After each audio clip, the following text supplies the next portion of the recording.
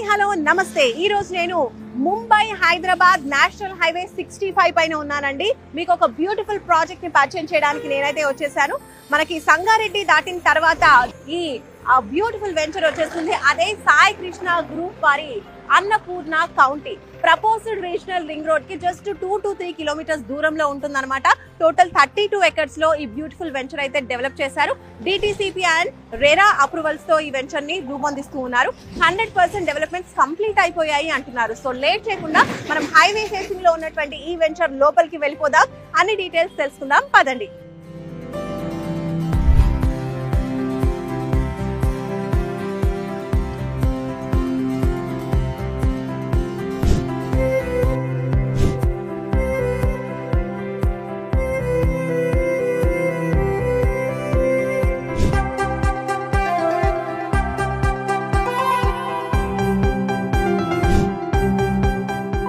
ఇప్పుడు సాయి కృష్ణ గ్రూప్ నుంచి ఆకుల నాయుడు గారు ఉన్నారు, వారితో మాట్లాడదాం.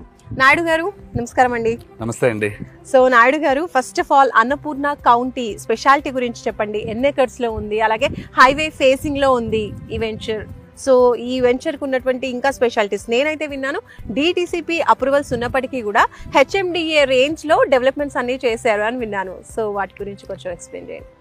ఇది actually Annapurna county 32 acres layout అండి. మనకి డిటిసిపి అండ్ రెరా అప్రూవల్స్ ఉన్నాయి.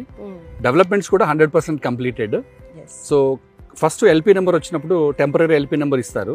డెవలప్మెంట్స్ కంప్లీట్ అయిపోయిన తర్వాత దాని తర్వాత ఫైనల్ ఎల్పీ నెంబర్ ఇస్తారు. సో మనకి ఆక్యుపెన్సీ సర్టిఫికేట్ ఓసీ కూడా వచ్చింది అనమాట. సో 100% అన్ని డెవలప్మెంట్స్ కంప్లీట్ చేసాము.